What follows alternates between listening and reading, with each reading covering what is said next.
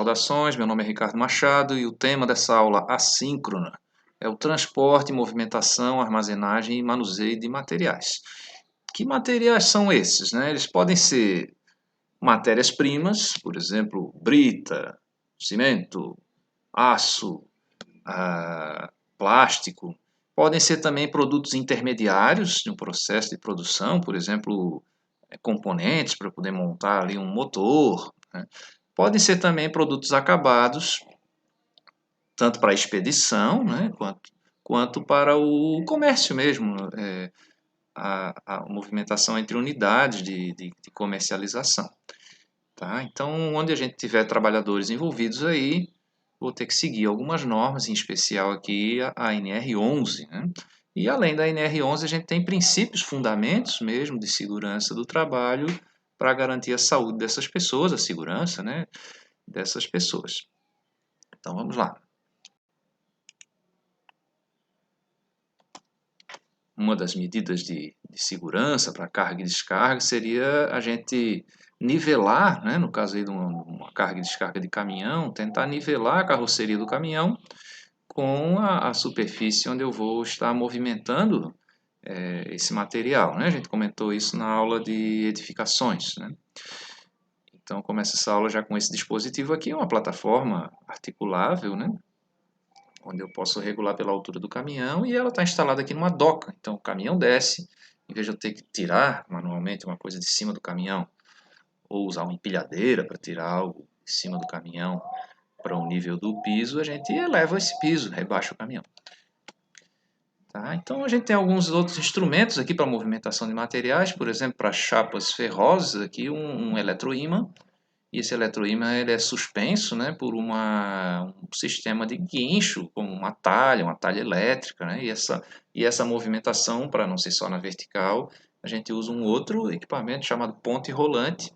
Pode ser também um braço articulado para movimentar esse material. Tá, aqui é uma ponte rolante instalada numa área externa. Ela tem uma cobertura ali para proteger contra intempéries o equipamento. Mas é muito comum também a instalação disso no interior de edificações. Aqui também para movimentação de chapas, né? Aqui um tipo de fixação para que eu possa conectar ali a um sistema de içamento, movimentar minhas chapas, que podem ser aqui chapas metálicas, chapas de rocha ornamental, plástico também. E aqui um outro dispositivo para transportar pallet, né? Uma garra que eu posso estar também acoplando a uma ponte rolante ou a um braço mecanizado, aí, por exemplo, para carregar e descarregar um caminhão, como mostra esse vídeo aqui, que a gente pode ver, depois eu forneço para vocês esse link. E tem esse QR Code aí também que você pode bipar e acessar essa operação aqui de carga e descarga de caminhões, né? Nesse caso aí são blocos, né? Blocos da construção civil. Temos ainda essas garras em pinça também para estar movimentando chapas. Aí a chapa na posição vertical. Né? E a norma que trata disso aqui na legislação trabalhista é a norma número 11, NR11. E é claro, tem esses detalhes de máquinas e equipamentos, a gente vai tratar em outras normas, em especial NR12, que vai ser tema aí de uma próxima aula. E ainda outros, né, que a gente lida com esses equipamentos, as condições de manutenção, de operação desses equipamentos. Mas a NR11 já nos traz boas considerações. Então vamos lá, a NR11 trata aqui de elevadores, também de carros manuais para transporte de carga e equipamentos motorizados. Então esse aqui é um elevador monta-carga, tá? Ele não tem a função de transportar pessoas, normalmente opera até 300 quilos, então se utiliza muito aí para alimentos, né? Também para lavanderia, e aqui um elevador de carga até 3.000 quilos, que eu não posso transportar pessoas, então tem que vencer um nível, vou colocar a carga ali, e travo a porta, e ele vai levar até o próximo nível. Quando abrir a porta lá de cima, não vou conseguir mais abrir essa porta aqui de baixo para poder prevenir aqui um acidente, né, do elevador descer sobre a cabeça de alguém que esteja ali no poço do elevador. Né? E esse é um elevador que tanto pode transportar carga quanto pessoas. Agora não posso fazer as duas coisas ao mesmo tempo. Então, se eu for transportar carga, ele tem que me permitir uma operação aqui de fora da cabine. Ele vai ter uma porta dupla, uma porta para garantir a segurança de quem está dentro da cabine, no caso de transporte de pessoas, e a outra porta para proteger o posto do elevador. Então, eu vou transportar carga, coloco a carga até ali, boto o sistema de fixação, fecho a porta da cabine, fecho essa porta do posto do elevador e vou acionar até que andar essa carga vai ser transportada. Lá no outro andar, alguém vai ter que descarregar essa carga. E é claro que esse sistema não funciona com as portas abertas, com nenhuma das duas portas abertas, em nenhum andar. Tá? Então tem que ser corretamente projetado para isso. No caso de transportar pessoas, aí sim, na ausência da carga, dentro da cabine também tem os botões de operação, como um elevador que a gente conhece aí, de um elevador residencial, né? Tá? Então tem que dar uma atenção especial aqui para os cabos de aço, né, correntes, cordas, rodanas, os ganchos também, eles têm que ser inspecionados permanentemente e eu vou ter que substituir partes defeituosas. É claro que eu tenho que ter um responsável técnico para fazer esse serviço, né, tanto a inspeção quanto a manutenção, e de maneira a garantir ali a segurança desse equipamento, porque no caso de acidente aí sempre é um acidente grave, né? Então, todo equipamento a gente tem que estar fixando a carga máxima permitida, uma placa mesmo com a carga máxima permitida.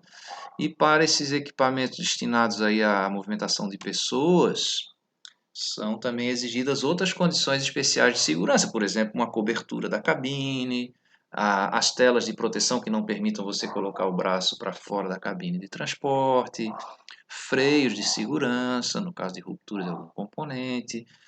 Então, tem uma série de coisas que o responsável técnico que assumiu a montagem desse equipamento vai ter que assumir, né? Vai ter que assumir a gente chama de ART, fazer a anotação de responsabilidade técnica. Normalmente é um engenheiro mecânico. Para os carros de transporte manual, né, o tradicional, aqui a gente chama de carrinho de mão, né, a norma exige que eu tenha uma proteção das mãos. Esse carrinho ali está sem a proteção, né? Então é possível você comprar essa proteção separada e instalar no carro, como mostra aqui, né? Para você não raspar a mão nas paredes. Esse é o tipo de coisa que o EPI não resolve, tá? Você não vai conseguir colocar uma luva, você vai trancar a sua mão numa parede ali e vai sofrer um acidente, né? Então tem que ter essa proteção de mãos. Existem esses carrinhos também motorizados, né? Um motor elétrico ali na roda. E aí vários modelos, esse aqui para transporte de tonel aí, de 200 litros, né? E esse aqui para transporte de caixas, de piso. Esse aqui também está sem o protetor de mãos, né?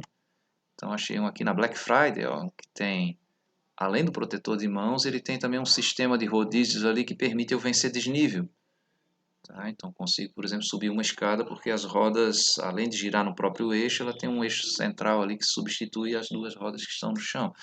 Então eu consigo vencer desnível, né, com esse tipo de carrinho, né? É claro que a carga tem que ser amarrada aí no carro.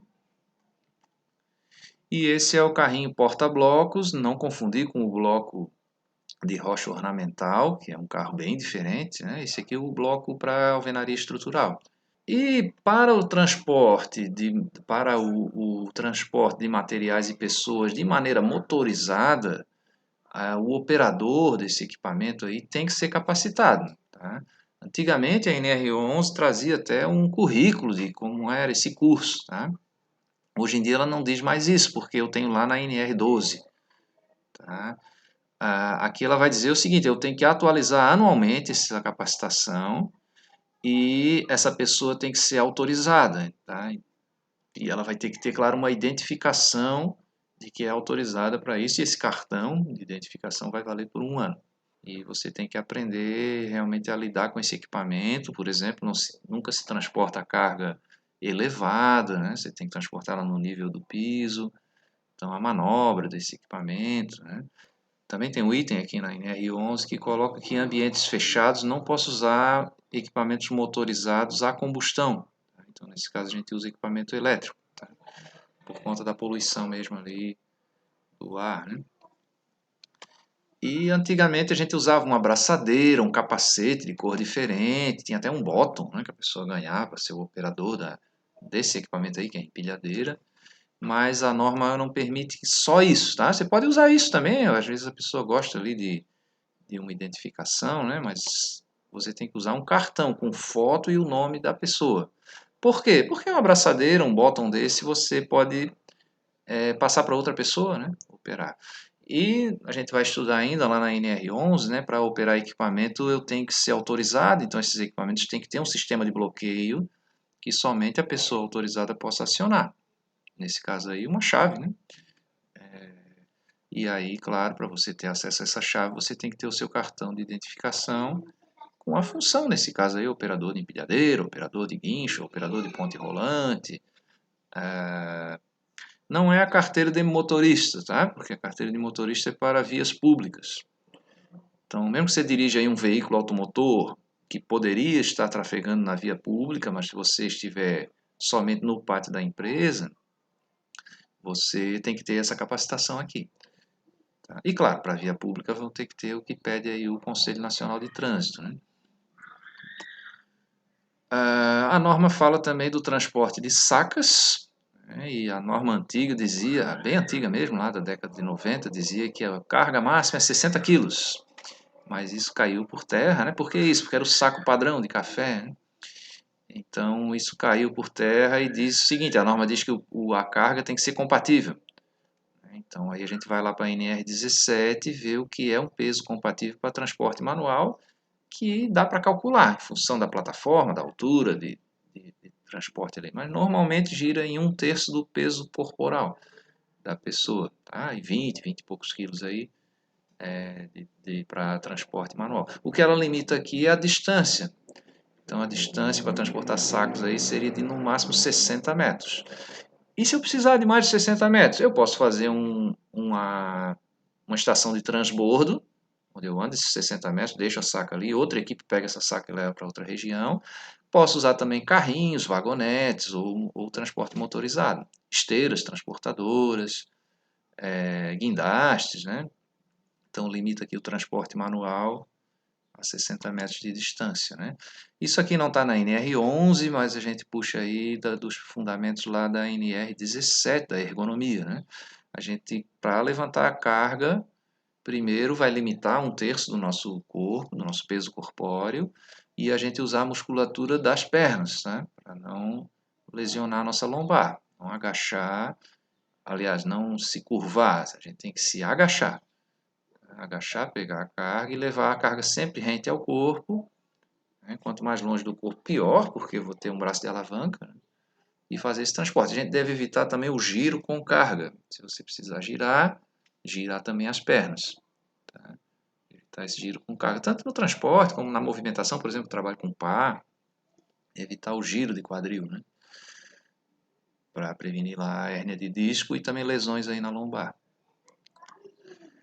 Para carga e descarga de caminhões, tanto para sacas quanto para materiais compactos, caixas, eu posso usar a esteira transportadora. Tá? Essas esteiras normalmente têm regulagem de altura e é um bom artifício. Né? Se tiver que descarregar um caminhão manualmente, eu tenho que ter aí um ajudante, alguém que tire de cima do caminhão para colocar na mão de quem vai transportar.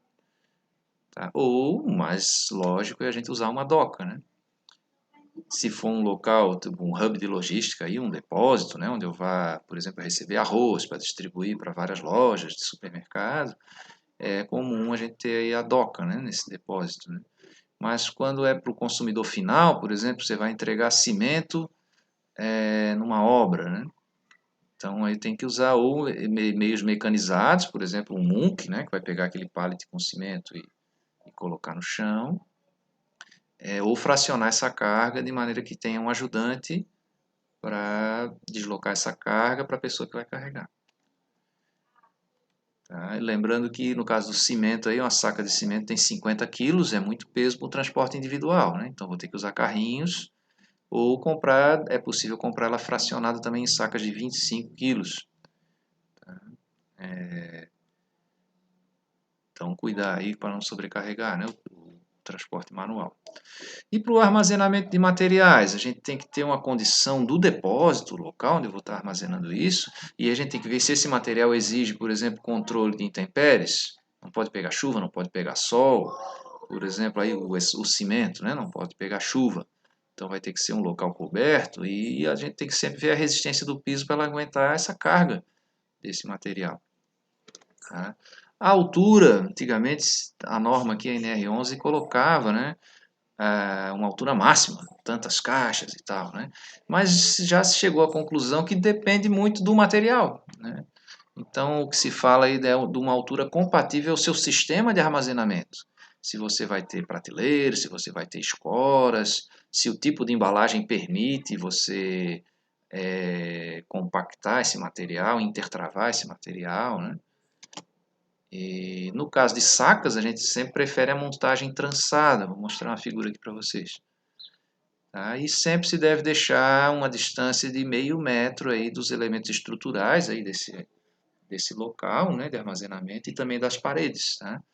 Porque se eu tiver uma inclinação da pilha, eu posso não detectar essa inclinação visualmente, mas essa inclinação comprometer a estrutura do meu prédio.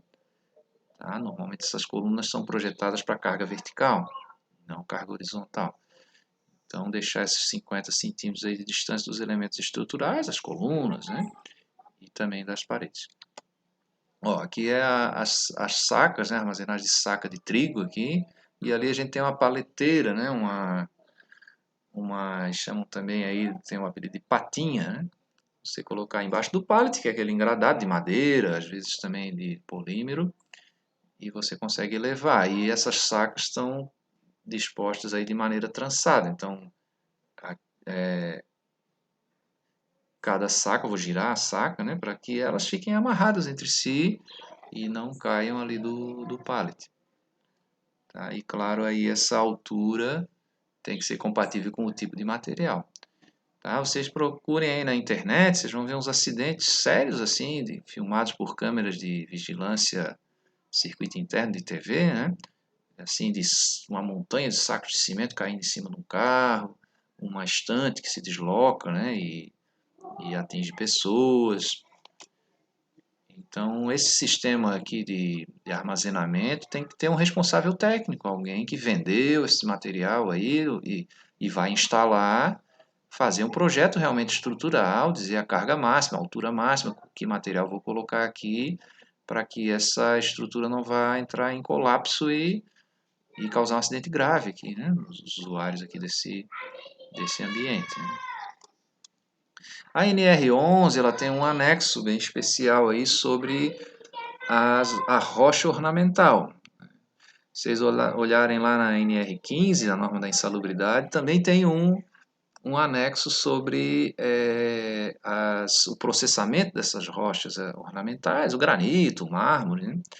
E lá com a preocupação, claro, com o risco químico da poeira, né? Lá na NR15. E aqui com o risco de acidente mesmo na movimentação desse material. Então, esse regulamento vai estar tratando aí de chapas e a rocha, né? Então, lá no processo de extração, que a gente estuda aí na NR22, a norma da mineração, né, você vai extrair blocos de até 35 toneladas. Um bloco aqui é a carga de um caminhão. Esse bloco vai sair lá da mina de superfície, né?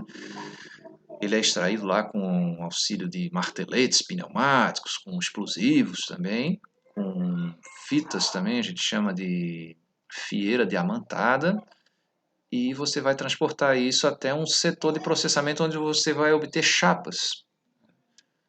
E depois essas chapas vão ser polidas, normalmente um lado dessa chapa é polido, às vezes os dois, quando eu vou usar ela como divisória, né? E cortado nos formatos que eu vou desejar, por exemplo, para fazer uma pia de cozinha, para fazer um piso de um supermercado. Tá? Então, esses equipamentos para essa movimentação desses materiais, movimentação e armazenagem, eles têm que ter um registro de inspeção. Tá? E esse registro é a emissão de uma ART, uma anotação de responsabilidade técnica. Normalmente aqui é o engenheiro mecânico, tá? Que vai assumir a responsabilidade sobre aquele equipamento, sobre aquele sistema de armazenamento. A movimentação de pessoas nesses locais onde eu tenho transporte e armazenagem de rochas ornamentais, ela tem que ser muito bem regulada, né? Além de eu ter os espaços de circulação, né, os espaços de circulação, eu posso ter que interromper a movimentação de pessoas naquela área durante uma determinada operação.